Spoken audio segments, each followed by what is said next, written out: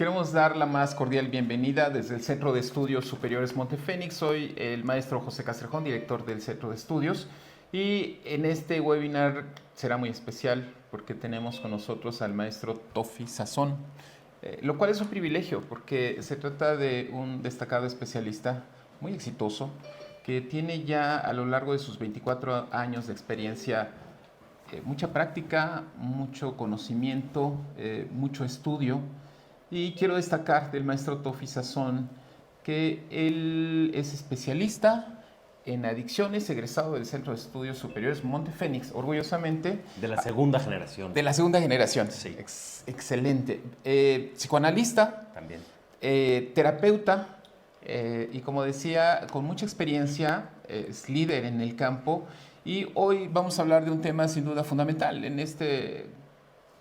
en estos tiempos donde los problemas son cada vez más complejos. Se requiere sin duda de una buena preparación, de buenos conocimientos, de una buena praxis y sin duda el tema que el día de hoy nos ocupa, las buenas prácticas en tratamiento, será motivo de interés de quienes nos acompañan. Díganos de dónde nos acompañan, díganos cuáles son sus actividades en este tema y los vamos a invitar para que participen. Habrá preguntas, puede haber comentarios, escríbanlo por favor a través del chat. Y el tema, como les decía, sin duda va a ser muy interesante. Las buenas prácticas. ¿Qué son las buenas prácticas, maestro Tofi Sazón? Pues bueno, yo creo que una buena práctica es una práctica clínica. Nos referimos, bueno, sobre todo yo me voy a referir a lo que es la clínica en psicoterapia. Y una buena práctica implica un terapeuta que además de ser una persona bien intencionada, tiene una formación lo suficientemente sólida para atender una problemática tan compleja como son las adicciones, como son las personas que tienen problemas con adicciones o problemas con sustancias, y requiere de mucho estudio, de mucha disciplina, de mucho compromiso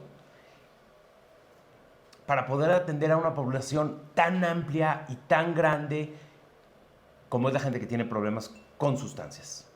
Se piensa habitualmente que el poder atender problemas como los trastornos de uso de sustancia, a veces basta con tener un título en el campo de la salud o de la salud mental. ¿Es suficiente o requiere de estudios especializados? Bueno, la verdad es que sí existe gente que tiene un título y que han estudiado por su cuenta mucho el tema de adicciones. No solamente la gente que ha estudiado una especialidad en adicciones puede atender adicciones. Sin embargo, pues es mucho mejor que tenga los estudios específicos en adicciones. Yo soy de la segunda generación de aquí de Montefénix, y pues antes de esto no existía ninguna especialidad y la gente pues trataba adicciones, ¿no? Y había gente, especialistas muy, muy reconocidos y que hacían muy buenas prácticas y no tenían un título como tal. Pero bueno, ahora tienen la oportunidad de estudiar en cosas más específicas, ¿no? En Estados Unidos es mucho más común que en México el ser especialista en un diagnóstico. En México hay pocas especialidades en un diagnóstico. Yo creo que hay algunas en trastornos de la alimentación y en adicciones, pero difícilmente vemos una especialidad en psicoterapia de la depresión o en psicoterapia de ansiedad, ¿no? Casi siempre en México lo que vemos es una especialidad en una técnica terapéutica, en una corriente terapéutica, y no tanto en un diagnóstico. Claro, también esto tiene que ver con que en Estados Unidos no hay tanta diversidad de corrientes, sino que lo que hay es, casi todo lo que ahí se hace es cognitivo-conductual, y entonces dentro de lo cognitivo-conductual te especializas en un diagnóstico. Entonces es un poco excepcional que en México tengamos una especialidad en adicciones, pero es una gran oportunidad, ¿no? Bueno, yo así lo creo. Y comentas Estados Unidos. En Estados Unidos hay asociaciones, puedo pensar en ASAM, las asociaciones de consejeros, etcétera, donde hay un proceso de certificación, Sí. de tal manera que la práctica está regulada y requieres comprobar conocimientos en una gama, llamémosle así, de intervenciones. Sí. Y si tienes esta acreditación que vas actualizando periódicamente, entonces tienes una licencia para atender, ya sea como psicoterapeuta, ya sea como terapeuta familiar o como consejero o director de una clínica. Parece que en Correcto. México todavía esa parte no la tenemos, ¿verdad? No, todavía no, que yo sepa, todavía eso no se ha logrado, pero sí, en Estados Unidos es de esa forma. Bien, y esto nos lleva necesariamente a pensar que la atención de los problemas relacionados con el consumo de sustancias requiere del manejo de una serie, llamémosle así, por un lado de conocimientos, por otro lado de prácticas y por otro lado de supervisión. ¿Cuáles serían estos temas relevantes, importantes, fundamentales en el abordaje terapéutico de estos trastornos? Bueno, una de las cosas que para mí es fundamental y que yo lo he ido, pues, ¿cómo decirlo?, como descubriendo Tu a lo práctica. largo de la práctica, es que cuando hablamos de adicciones, podríamos, o debemos, yo diría, pero podríamos, para que no suene una palabra tan fuerte, pero deberíamos de hacer una división psicopatológica. Hay dos niveles Sí, sí, sí. psicopatológicos en las adicciones. Sí. Y hay un nivel común y hay un nivel psicopatológico específico. Estos dos niveles, tanto el nivel psicopatológico común como el nivel psicopatológico específico, muchas veces son malentendidos y confundidos. ¿Qué quiere decir esto? El nivel psicopatológico común son aquellas características y síntomas que tienen todas las personas con adicción. Todo lo generalizado, todo lo que nos vamos a encontrar en todos los pacientes con problemas. Por ejemplo, tolerancia, supresión, obsesión, pérdida de control, negación incluso, consumo a pesar de las consecuencias adversas. Todo esto lo vamos a encontrar en toda la gente que tiene problemas de adicción o problemas de consumo de sustancias. Y lo específico es aquello que encontramos singularmente en una persona, conscientes o inconscientes, para que alguien consuma sustancias. Porque puede haber motivadores inconscientes muy diferentes entre toda la población de gente que tiene problemas de adicción o de adictos, ¿no? No todos consumen por el mismo motivo, ni todos tienen ni el consumo tiene la misma función a nivel psíquico, a nivel psicológico, no en todos tiene la misma función. Por ejemplo, alguien puede consumir para anestesiar emociones, pero alguien puede consumir por una identificación con su padre alcohólico, ¿no? Pueden ser motivaciones distintas. Todos van a tener igual la tolerancia, la compulsión, la pérdida de control. Los tratamientos primarios se deben enfocar en el nivel psicopatológico de tratamiento. El modelo Minnesota es altamente efectivo para tratar toda la problemática común y por ahí se debe de comenzar el tratamiento, idealmente. No siempre se puede, ahorita hablo un poquito de eso, pero lo ideal es empezar por la parte común. En la parte común, por ejemplo, funciona muchísimo la psicoeducación a los pacientes, no solamente la psicoterapia, sino la psicoeducación. O sea, en la parte común le sirve a una persona que le explique su diagnóstico, que le explique sus síntomas, que le explique lo que le sucede y por qué le sucede. Y ahí deben de estar enfocados, desde mi punto de vista, los tratamientos primarios. Posteriormente, es muy importante y es indispensable conocer las motivaciones. Una persona no complete ese, para mí sería alguien que no logra entender por qué llegó a hacerse adicto. Me parece que es un tratamiento un tanto incompleto. Eso no quiere decir necesariamente que va a consumir después o que va a recaer, pero sí creo que su experiencia emocional puede ser mucho mejor y su salud mental va a ser mejor si tiene ese autoconocimiento. Esta diferenciación entre el nivel psicopatológico común y nivel psicopatológico específico es lo que hace una enorme guerra entre las corrientes psicológicas y es lo que se hace como mucha confusión. ¿Por qué? Porque aquellos que están tratando síntomas comunes pretenden tratarlo como si fuera algo general. Y el que está tratando síntomas generales pretende que sea algo común. Por ejemplo, te podrías encontrar con algún pensamiento psicodinámico que hable de que todos los adictos tienen una agresión reprimida, ¿no? Lo cual, pues no necesariamente es así. Y si sí, pues no es lo que lo convierte en adicto. Eso sería algo que tendríamos que entender desde lo específico. Entonces, poder hacer esta diferenciación de los dos niveles, que no lo hice yo, esto viene de un enfoque que se llama enfoque modular transformacional, de Hugo Bleichmann. Hizo este enfoque en España y algunos de sus alumnos y seguidores han hablado mucho de este tema. Enfoque modular Transformacional. transformacional. Sí. Este es un enfoque psicoterapéutico que creó Hugo Bleichmann, mucho con su esposa, Emil se dio también. Y a mí me gusta mucho cómo trabajan ellos. Y ellos tienen aplicación de este enfoque. O sea, lo que yo te estoy contando es un poquito la aplicación de este enfoque al tratamiento de las adicciones. Sí. Que es siempre poder diferenciar entre lo que es común y lo que es específico. El error sería pensar o tratar a todos los adictos como si fueran iguales, porque lo que tienen son ciertos síntomas iguales, pero no tienen la misma personalidad, no tienen los mismos motivadores. Incluso en el nivel psicopatológico común, son síntomas que van a aparecer en cualquier persona con adicción a cualquier droga. Todos tienen tolerancia, deseo compulsivo, no importa la droga. En el específico sí importa la droga.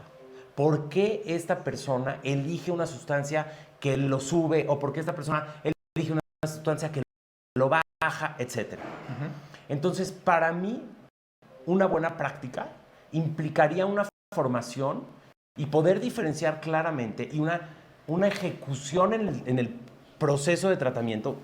No, más bien lo dije mal. O sea, como poder aplicar correctamente el tratamiento implicaría hacer intervenciones en lo común, cuando hay que hacer en lo común, y hacer intervenciones en lo específico. Ahora, hace un ratito te dije que te iba a mencionar algo, que es, sí, debemos de empezar siempre por lo común, pero no siempre se puede. Correcto. Porque a veces, o porque la gente no tiene la conciencia de enfermedad, o porque no se quieren internar, o porque no quieren ir a un grupo de autoayuda. Los grupos de autoayuda van muchísimo a lo común, aunque parte del programa también puede ayudar muchísimo a lo específico. Pero a veces se necesita cierto nivel de autoconocimiento para que alguien pueda derrotarse y que alguien pueda entrar a lo común. Entonces, aunque idealmente empezamos por lo común, a veces necesitamos hacer ciertas intervenciones que son desde lo específico para empezar con lo común. Ahora, algo que está muy en boga en este momento y que no es nuevo y sí, ahorita te digo por qué, es toda la noción que existe acerca del origen de las adicciones, pensándolos como el resultado de un trauma infantil. Es sumamente frecuente escuchar ahorita estas teorías. Yo digo que Está como de moda, ¿no? Está de moda, corriente en está este de momento, moda. Lo plantean como algo muy nuevo. Yo no creo que es algo muy nuevo. Yo desde que estudié se habla del trauma y Freud habló del trauma psíquico es la piedra angular del psicoanálisis. O sea, hablar de trauma tiene muchísimo tiempo. Pero ahora el enfoque es un poquito distinto porque se habla mucho de que el trauma no es lo que sucedió, sino el trauma es lo que generó en la mente de la persona. Y eso ha hecho, esa como noción, ha hecho especialistas en salud mental se acerquen a estudiar y a darle mayor peso a lo que es el trauma. Y otra cosa que también ha ayudado es que ahora tenemos muchísimos estudios de neurociencias que nos pueden corroborar el efecto dañino del trauma. Cierto, ¿no? cierto. Antes no los teníamos tanto. Sí. Ahora sí los tenemos. Que, ¿no? que se mapea el cerebro con una claridad de una persona que está en estrés postraumático. Exactamente. Entonces ahora lo podemos saber. Pero bueno, hablar de estrés postraumático, de neurosis de guerra, todos estos son escritos que son clásicos, ¿no? Que tienen pues ya más de 100 años. Digo, es muy poco para nuestra ciencia, ¿no? Somos una ciencia, el psicoanálisis, la psicología, la psicodinamia, la psicoterapia, somos una ciencia, un híbrido entre arte y ciencia, pero somos muy nuevos todavía. Todavía, sí. Pero, pues bueno, creo que darle la importancia y el lugar que merece el trauma también es parte de las buenas praxis. Otra cosa que me parece muy importante es darle lugar a la noción de la autorregulación emocional. La teoría del apego, que hoy está arrojando investigaciones como locos, impresionantes, todo el tiempo están haciendo unas investigaciones además increíbles porque por lo menos en el área de psicodinamia no existían, hasta donde yo conozco, no existían investigaciones tan gruesas, tan científicas y tan largas, ¿no? En longitudinales, con cortes, con años, en diferentes países, que te muestran el estilo de apego y la importancia que tiene el estilo de apego con la autorregulación emocional y el vínculo que tiene con adicciones. Entonces, hablar de trauma, apego y adicciones, hoy me parece algo importantísimo en la formación de un especialista en adicciones. Yo siempre digo, y cuando especialistas en adicciones, sino que cuando tenemos a una persona con un problema de sustancias enfrente, además del problema de sustancias, que puede ser adicto o no, pero además de ese problema, tiene una mente. Y esa mente tiene, probablemente es una persona que ha tenido conflictos, que ha tenido depresiones, que ha tenido abandonos, que ha tenido traumas. Entonces, ser especialista en adicciones implica realmente ser especialista en muchas cosas. Porque hay que dominar todas estas cosas. No solamente hay que dominar qué hace una sustancia, ¿no? ¿Qué hace la cocaína y cuáles son los efectos? Y decir la negación es durísima. Me explico, la formación para mí tiene que estar entrelazada en esto, en la noción del aparato psíquico, en la noción de trauma, en la noción de apego, en la importancia que tiene la regulación emocional para entender el motivo y el por qué o para qué, bueno, por qué y para qué una persona consume. Antes los psicoanalistas decían mucho, no, el por qué es muy importante, y los terapeutas familiares dijeron, nosotros vamos a cambiar esa pregunta, del por qué nos vamos a ir al para qué, ¿no? Y hacen un como cambio de paradigma importantísimo. Yo creo que las dos son muy importantes, y la teoría del apego viene a darnos mucha luz sobre todo esto, ¿no? Además, la teoría del apego está sumamente anclada en investigaciones de neurociencias, y eso es algo, pues, muy importante, porque no es una moda, ¿no? No es que surgió un modelito que ahora está de moda tratar a las adicciones de tal manera, ¿no? No, es algo que está muy arraigado en investigaciones muy robustas de neurociencias. Estoy impresionado porque de una manera tan clara y tan contundente tú estás describiendo una serie de campos de conocimiento que un especialista en adicciones debe tener. Y hasta ahorita puedo pensar, uno, el tema de la neurobiología. Es decir, hay avances en el conocimiento que nos permiten comprender qué sucede aquí con las terminales, con de alguna manera el efecto de las sustancias, que es muy diferente dependiendo incluso de el patrón de consumo de cada quien, que eso ya nos dice mucho, ¿no? Otro aspecto que estás comentando aquí tiene que ver con la psicopatología básico, y esto nos lleva necesariamente que un especialista en adicciones debe conocer la clasificación de enfermedades para hacer un diagnóstico adecuado.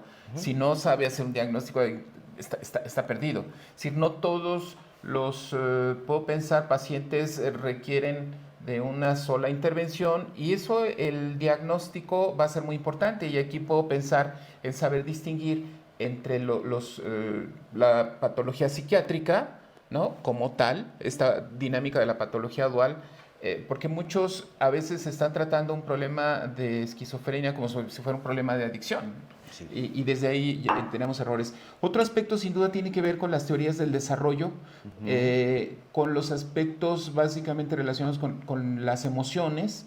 Y esto nos lleva necesariamente a que un especialista en adicciones, y tú lo dices y lo resaltaría, debe ser especialista en muchos temas. Uno de ellos sin duda tendría que ver con la capacidad de hacer una buena historia clínica, identificando los aspectos particulares en el desarrollo.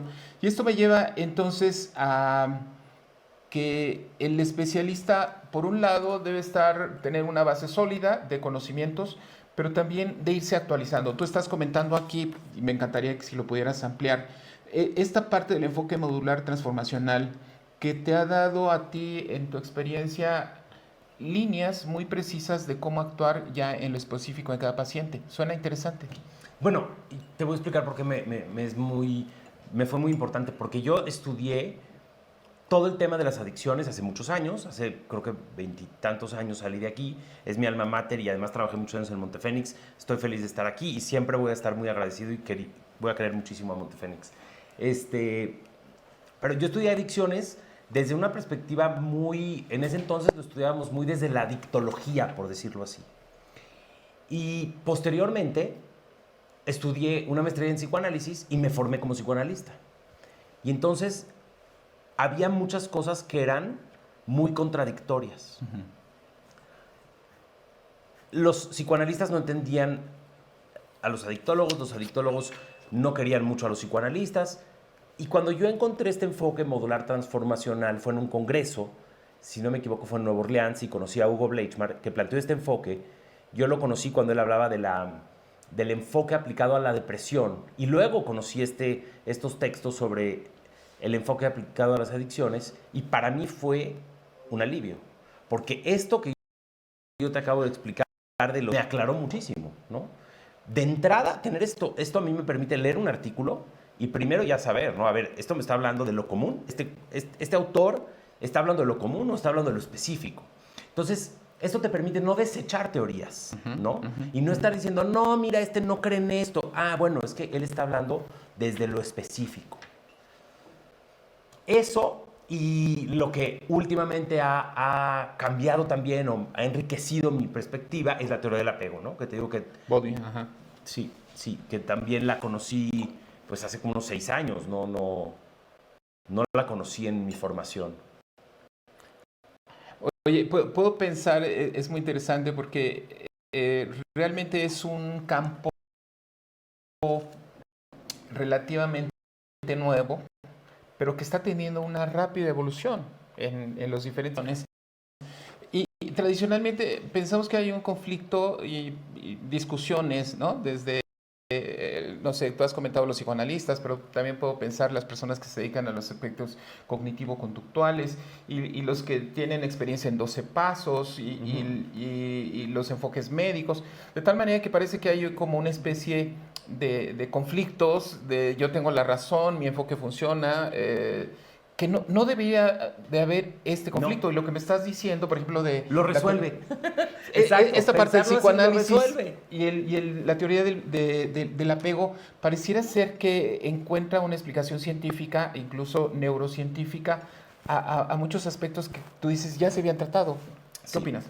No, me parece esencial. Es algo que viene a resolver la capacidad de diálogo y de dejarnos de pleitos entre el enfoque médico y el enfoque psicológico, ¿no? ¿Y 12 pasos?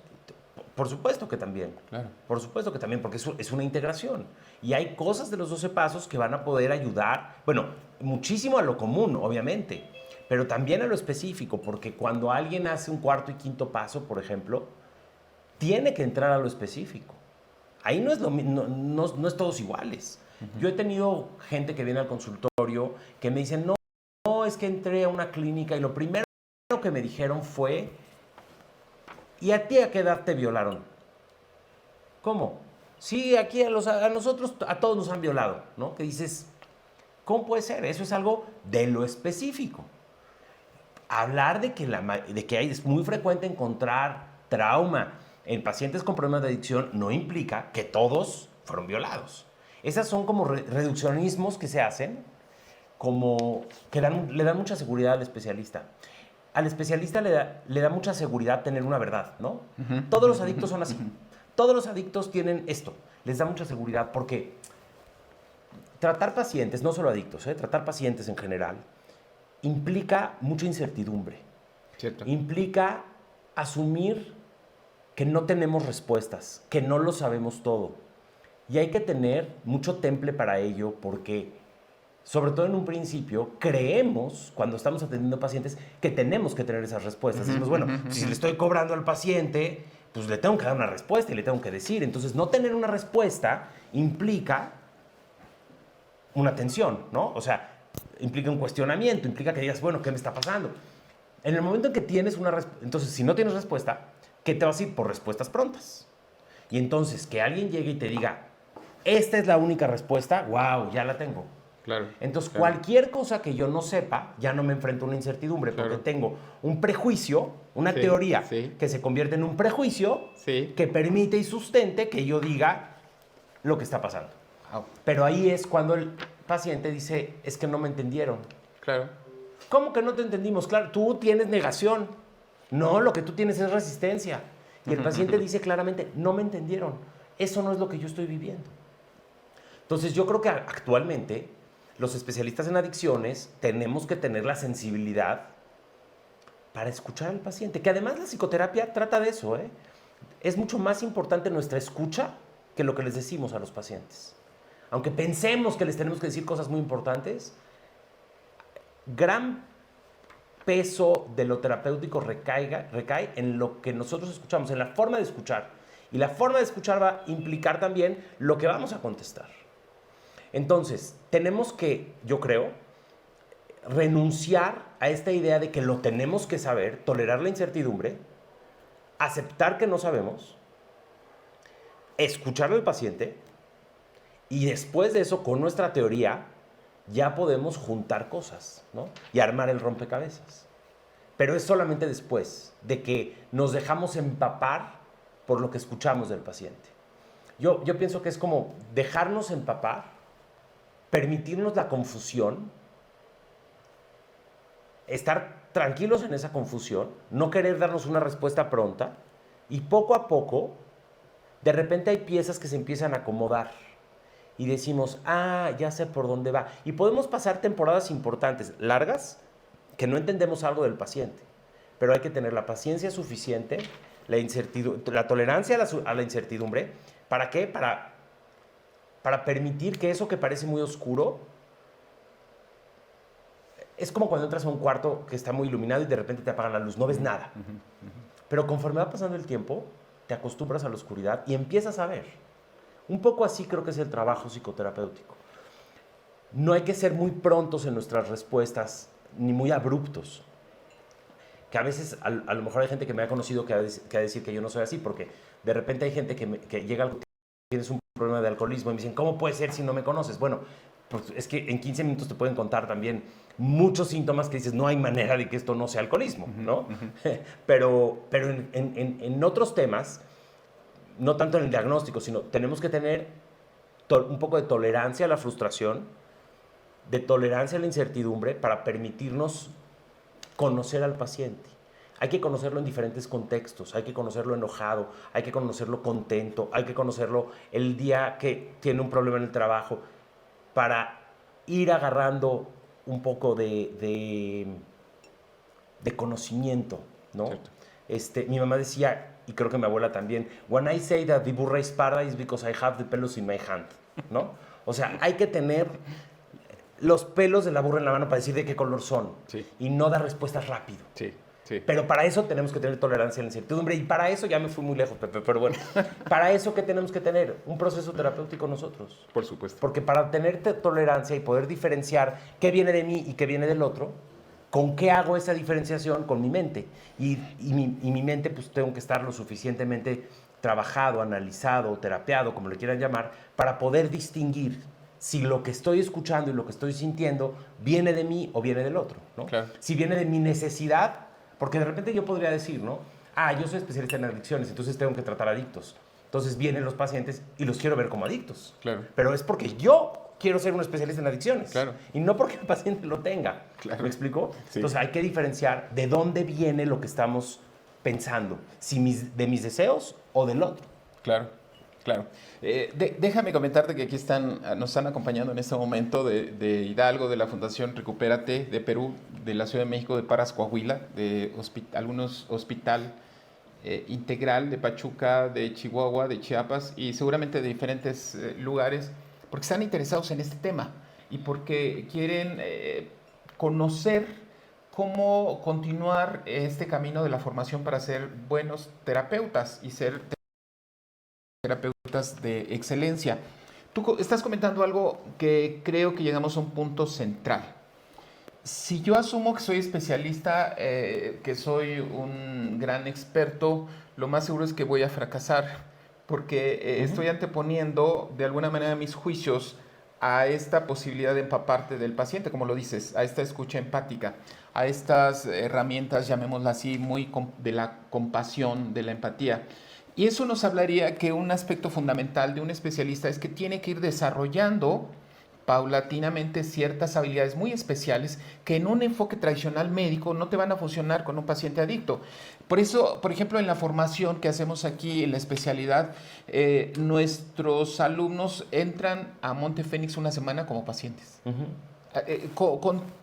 Ya no es el experto, se despoja de todos sus títulos y demás. Llegan, y para algunos, esta semana resulta transformadora. Hace poco me decía una egresada, había hecho 2 maestrías, pero esa semana aprendí más del tema que todo lo que había aprendido. También es un tema, llamémosle humano, que involucra una de las herramientas, más allá del conocimiento, la personalidad propia del terapeuta en adicciones. Platícanos un poquito de cómo fuiste desarrollando estas habilidades. Bueno, yo me interné una semana como si fuera paciente, porque hice aquí la especialidad. Tú fuiste mi maestro en esa segunda generación.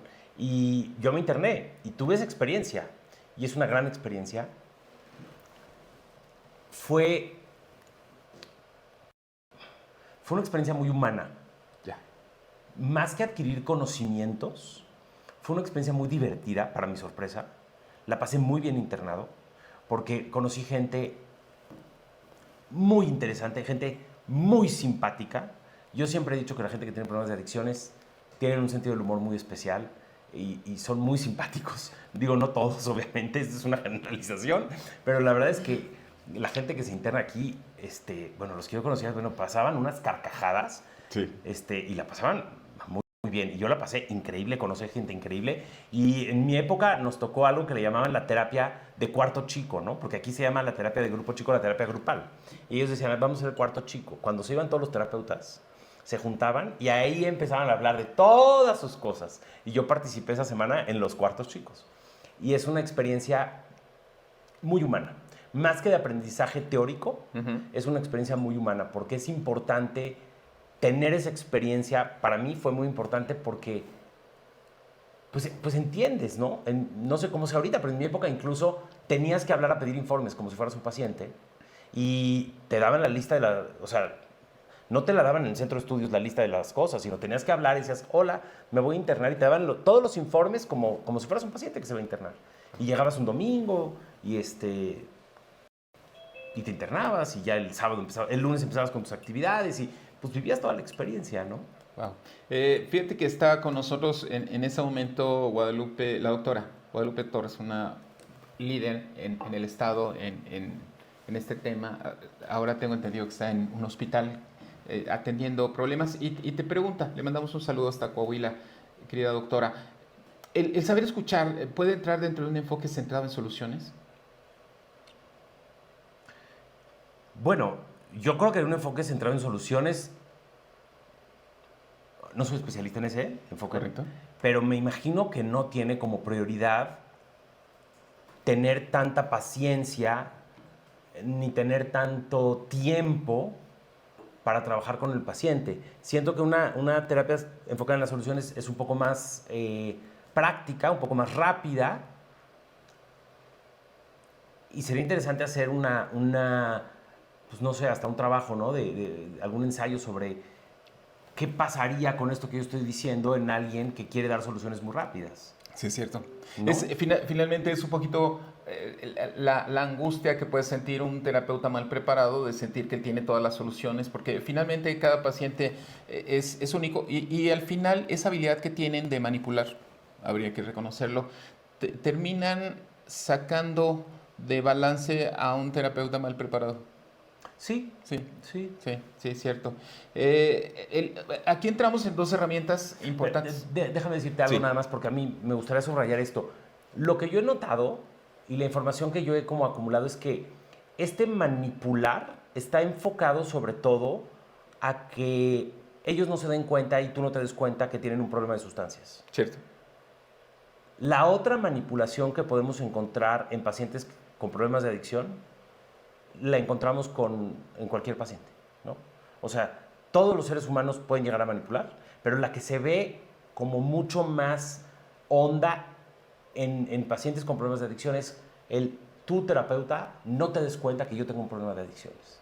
Y va a movilizar una serie de recursos justamente para mantenerse en ese nivel de no cambio. Y es ahí en donde un terapeuta mal preparado puede chocar en su propia autoestima, el saber que no está, que no puede, cuando uno de los principios, quizás tú lo has escrito aquí, es asumir esta incertidumbre como que es válido y entonces tengo que aprender. Ahí es donde herramientas básicas en la formación de especialistas y de interventores y de consejeros se convierte la escucha empática y la aplicación de las entrevistas motivacionales, que sin duda serían herramientas que se aprenden, se practican y son fundamentales en el manejo terapéutico. ¿Tienen preguntas? ¿Quieren hacer comentarios, aportaciones? Es el momento. Vamos a aprovechar la presencia aquí del maestro Tofi Sazón. Adelante. Mientras hacen las preguntas, yo te diría que tiene que tener una buena formación. Yo creo que hay 3 partes, ¿no? La parte de los seminarios teóricos, Sí. la parte de la supervisión clínica Sí. y la parte de la psicoterapia personal. Sí. Yo creo que esas 3 áreas son muy importantes para que una persona se vaya formando. Correcto. Y esto implica ser como parte de una red también de otros especialistas con los que te vas intercambiando, actualizándote continuamente.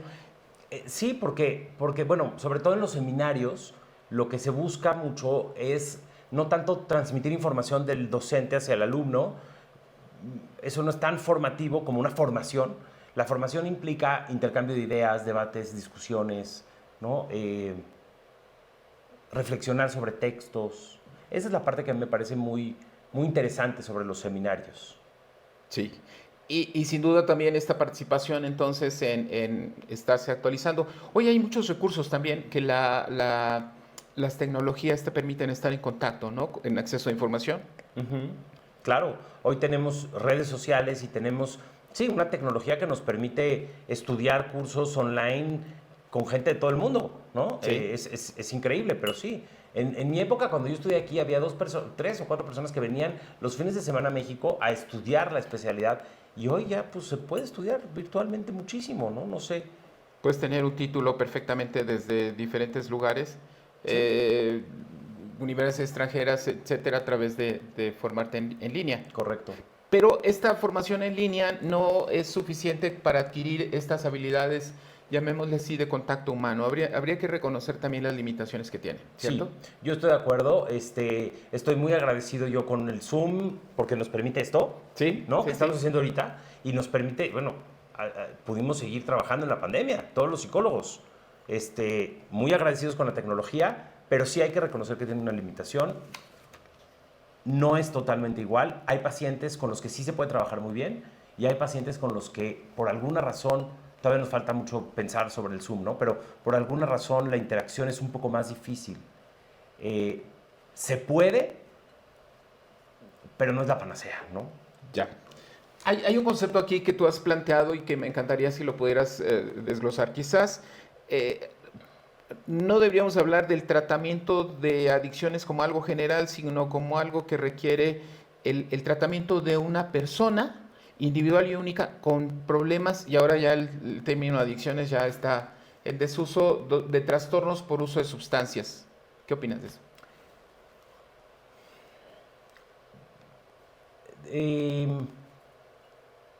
es un tema que tiene que ver como con las inclusiones, es un tema que tiene que ver con lo singular, ¿no? Sí. Con darle lugar a la singularidad de la problemática de cada persona.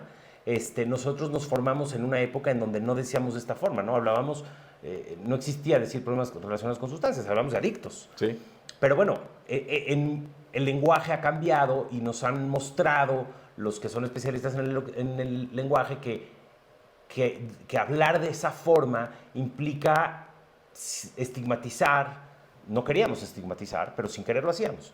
Y no queríamos tener un prejuicio, pero de alguna manera puedes tener un prejuicio. Entonces, lo importante no es tanto qué palabra usas, sino el concepto que tienes atrás de pensar si todos son iguales o no, y si ser adicto es algo peyorativo o no. Porque yo creo que actualmente, bueno, sobre todo antes, ser adicto y decirle a alguien que eres adicto no es algo no es algo negativo. Hay que entrar como al mundo de la adictología para entender lo que representa decirle a alguien derrótate. Por ejemplo, yo me acuerdo mucho que en una plática que di y hablé de la derrota, hace muchos años, se paró un alumno y dijo, ¿cómo le puedes decir a un paciente adicto que se derrote? Si de por sí tiene su autoestima baja, está sufriendo porque es adicto y le dices derrótate, o sea, le estás destruyendo la autoestima. Y bueno, pues ahí mi reflexión y lo que pude contestar en ese momento es que la derrota en el contexto de AA y en el contexto de un modelo Minnesota no es una pérdida. En este contexto es una palabra que representa una ganancia. Y en el argot de las clínicas, que alguien se derrote es algo positivo. La gente que está afuera un poco puede oír estas palabras y decir, eso está mal. Entonces, bueno, pues tenemos que ser humildes, aprender que hay cosas que tenemos que aprender de otras personas y adaptarnos un poco para ser más inclusivos y no caer en estos prejuicios, ¿no? El concepto de derrota se relacionaría en el enfoque médico como el acepto, reconozco que tiene y busco ayuda, ¿no? Claro. Que sería una parte fundamental de romper la negación.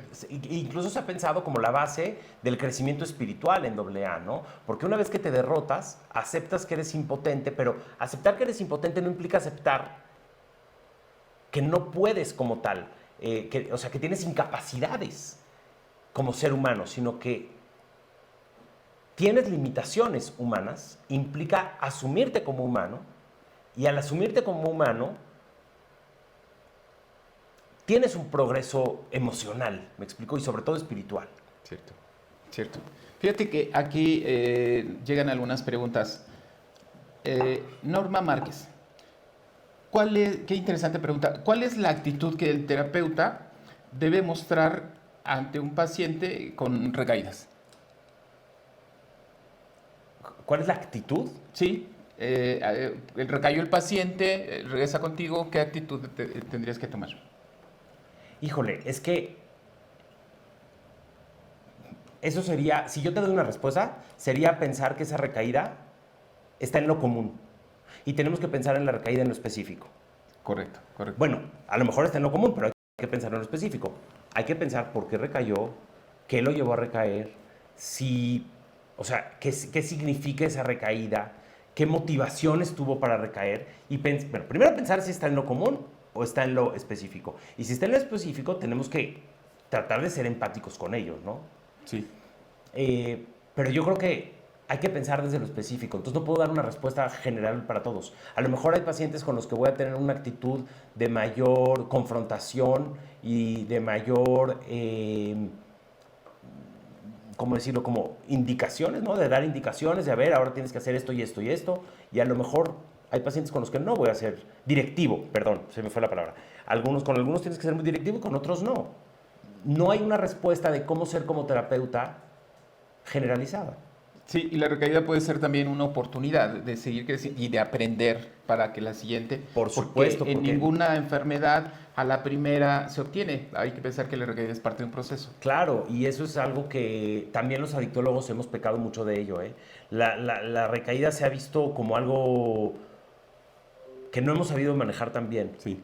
Hemos tenido mucho prejuicio a la recaída y la vida nos ha mostrado y el tiempo nos ha mostrado que las recaídas son muchas veces parte del proceso y no hay que renunciar en ese momento.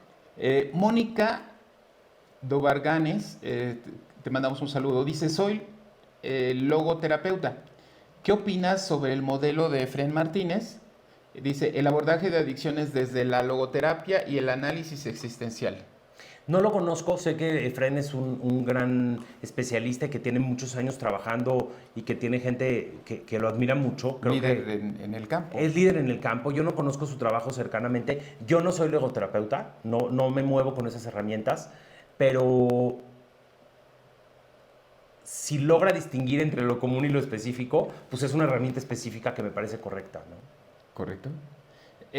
Mari Neri, alumna del Centro de Estudios Superiores Monte Fénix, le mandamos un saludo. Muchas gracias y felicidades por tu experiencia compartida. Me apoya en mi desarrollo. Toda la gratitud para el Centro de Estudios Superiores Monte Fénix. Muchas gracias. Espero que estés muy contenta formándote, Mari, en el Centro de Estudios. Mario Alberto, fíjate, en tu opinión, ¿la manipulación o en términos generales los mecanismos de resistencia se pueden considerar un síntoma patognómico de los trastornos por uso de sustancias? Da una opinión, la patología específica y la general supongo que no son mutuamente excluyentes, sino que aparecen entremezcladas, y supongo que ahí está la dificultad de no universalizar el tratamiento y perder el lugar del saber frente al paciente y estar en una suerte de époge. Muy interesante el concepto de Mario Alberto. Debe ser Mario Domínguez. Mario Alberto Domínguez, querido amigo. Que es egresado también de aquí, si no me equivoco, y ha escrito libros. 2 libros extraordinarios con enfoque psicoanálisis. Y creo que por lo que escribe es parte de su forma de pensar. Es una persona que yo quiero mucho y que además me parece brillante. Y te mandamos un saludo. Y bueno, Mario Alberto, tú tienes que venir aquí a un siguiente webinar. Por favor. Te invitamos, ¿no? Su libro, que si no me equivoco es la tesis que hizo aquí, se llama El adicto tiene la palabra. Tiene la palabra, sí. Y recientemente ha hecho otro y bueno, te mandamos un saludo e interesante comentario. Enrique Amador, todo esto es correcto y está perfecto, pero ¿qué hay de homologarlo para que todas las instituciones que regulan centros de tratamiento en adicciones en los 3 órdenes de gobierno pidan y evalúen directamente esto? Entramos en un tema que puede ser tan complejo. No sé, la norma oficial mexicana 028 está derogada. No hay un marco regulatorio. Hay un modelo que se ha creado de salud mental y adicciones. Por cierto, vamos a hablar sobre eso. Pero el planteamiento de Enrique Amador es muy interesante. Dice, ¿podría homologarse una especie de regulación para que los centros de tratamiento apliquen esto? Pues sería increíble, pero Pepe, tú le sabes más. Yo nunca me he metido a lo que son políticas públicas, nunca he estado en este campo, pero yo sé que Chile es un país que ha logrado muchísimo a nivel salud mental en políticas públicas.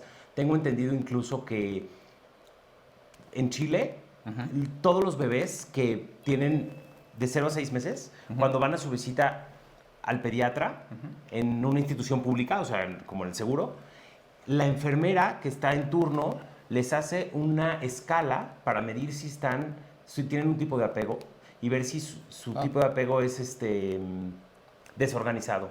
Y en el caso que vean que hay una diada madre-bebé con un apego desorganizado, menos de 6 meses, ¿verdad?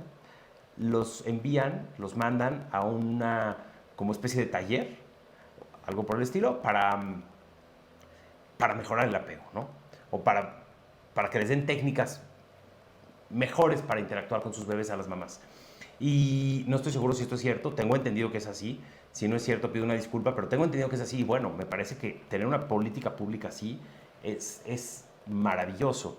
Pero bueno, yo creo que en México estamos súper lejos de lograr una política pública tan específica como esto, ¿no? No sé si en algún país la tengan. Esto nos llevaría necesariamente a hacer una identificación muy temprana de chicos en riesgo y no esperar que pasen 10, 15 años para que se manifieste un problema, sino hacer intervenciones, sobre todo a nivel de la familia y a nivel de la comunidad, que nos permitieran revertir esta dinámica. Y puedo hablar del modelo de crianza positiva. Por ejemplo, para poder cambiar estas dinámicas dentro de la familia.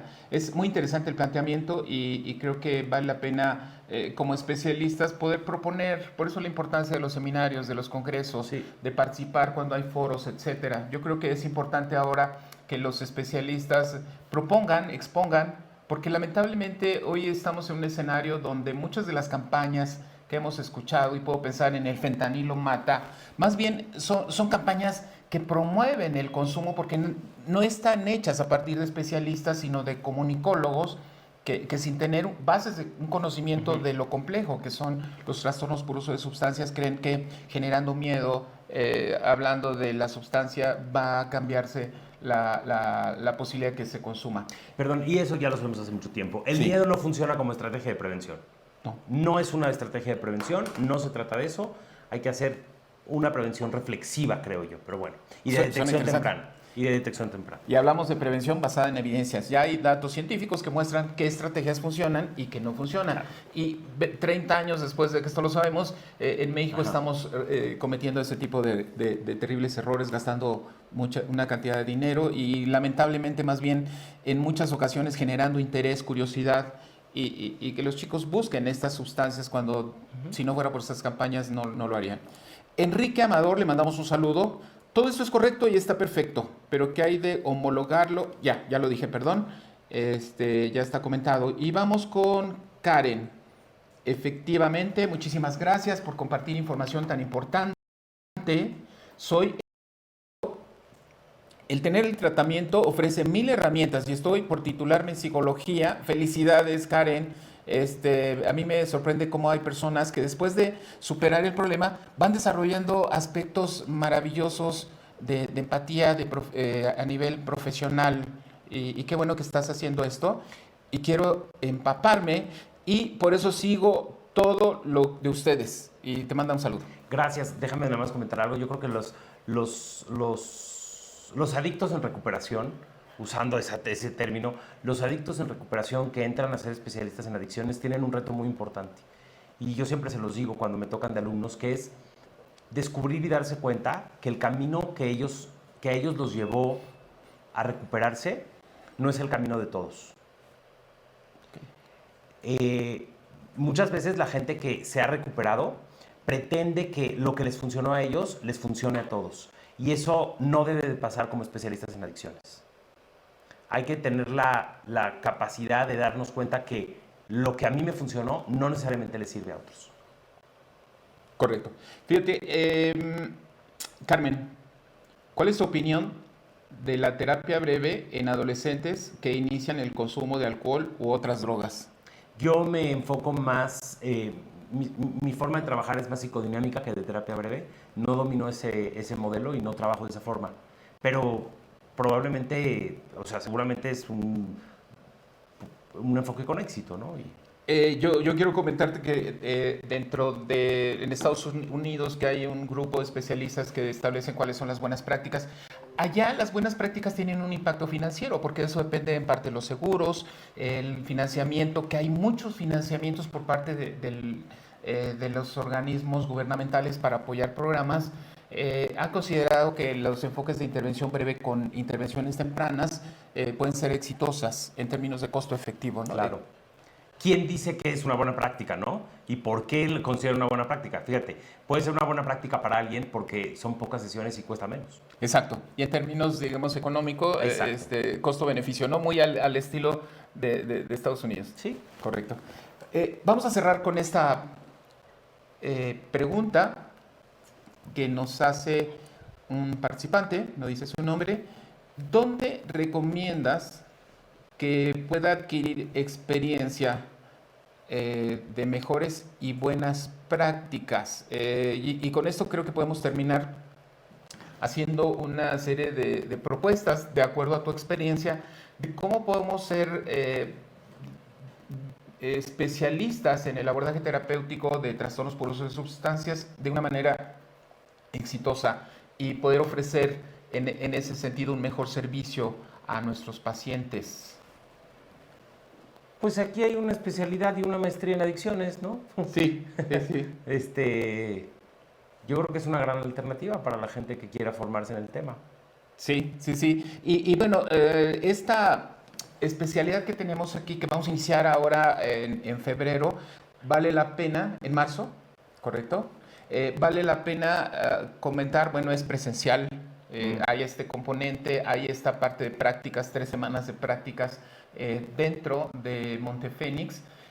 Pero lamentablemente, al ser presencial, esto no llega a muchos lugares donde nos están escuchando que quisieran formarse. Tú platicabas hace rato de posibilidades de formación en línea también. ¿Qué podrías recomendarles? Bueno, no conozco una maestría en adicciones como tal en línea, debe de haberlo, pero ¿ustedes no tienen aquí? Este año estamos solicitando a la Trabajando. SEP que nos permitan conseguir un REBOI, porque tú sabes que una maestría en una especialidad Sí. requiere el reconocimiento de la Secretaría de Salud y de la SEP, y que esto pudiera de alguna manera hacerse de manera híbrida. ¿Cómo? clases en línea y experiencias dentro, de tal manera que esto implicaría una vez cada 6 meses venir un fin de semana de manera intensiva a vivir experiencias prácticas de supervisión. Estamos en ello y esperemos Padre. que este año los podamos invitar a ser parte de este nuevo proyecto. Buenísimo. ¿Quisieras dar un mensaje final, recomendaciones a los terapeutas, especialistas y, como ya vimos, estudiantes que están formando en este tema para cerrar, querido Tofu? Bueno, pues por mi parte creo que todo lo que hemos hablado es parte de la conclusión y se ha dicho todo, o sea, hemos hablado de muchas cosas en esta conversación. Insisto, gracias a Montefénix, al Centro de Estudios y a ti, Pepe, por esta invitación. Siempre es un honor regresar y pues muchas gracias por Te vamos invitarme. a volver a invitar. Ya vieron el talento Con que mucho tiene el gusto. maestro Tofi Sazón. Los invitamos. Próximamente, el día 8 de febrero, tendremos nuestro siguiente webinar, un super tema. Les vamos a hacer llegar la invitación. Gracias por seguirnos. Los invitamos a seguir nuestras redes sociales y gracias por estar aquí. Muchas gracias.